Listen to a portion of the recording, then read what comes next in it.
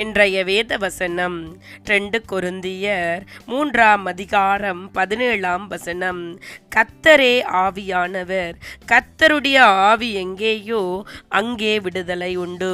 என் அன்பான சகோதர சகோதரிகளே, ஆண்டவருடைய வார்த்தை இன்று எங்களிடம் கடந்து வருகிறது. ஆவியானவர் கர்த்தர் என்று இங்கு காண்கிறோம். இந்த வசனம் பவுல் எழுதுகிறார்.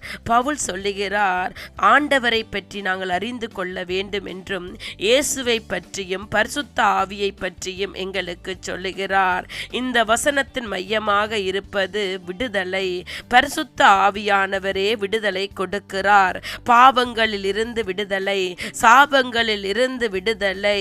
அவர் ஒருவரே விடுதலை கொடுக்கிறவர். பழைய ஏற்பாட்டில் மோசே முகத்தில் திரை போட்டு பேசினார். ஏனென்றால் மக்களுக்கு தேவனுடைய மகிமை தாங்க முடியவில்லை. ஆனால் புதிய ஏற்பாட்டில் நாம் பரிசுத்த ஆவியானவரின் மூலம் தேவனுடைய மகிமையை நேராக காண முடிகிறது.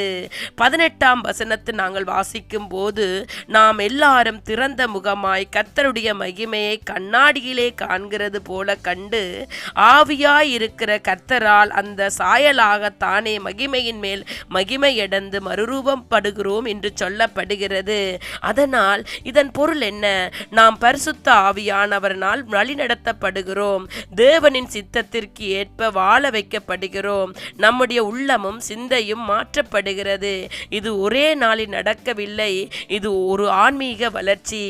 ஆவியானவரால் நாம் தொடர்ந்து நடத்தப்படும் பொழுது மகிமையின் மேல் மகிமை அடைந்து மென்மேலும் கிறிஸ்துவை போல் மாற்றப்படுகிறோம்.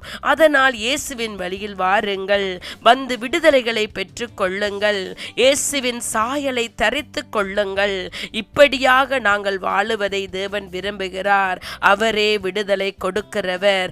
ஆவியானவர் உங்கள் வாழ்க்கையில் நீங்கள் அனுமதிக்கும் போது அவர் உங்களுக்கு விடுதலை கொடுக்கிறார். உங்களை மென்மேலும் வழி நடத்துகிறார். பாவங்களில் இருந்து சாபங்களில் இருந்து விடுதலை கொடுக்கிறவர் அவர் ஒருவரே.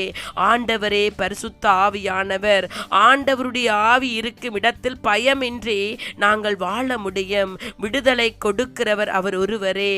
அவரே எங்களை பரிசுத்தமாக மாற்றுகிறார். அவருடைய வழிகளில் வந்து விடுதலைகளை பெற்றுக் கொள்ளுங்கள். அல்லேலூயா.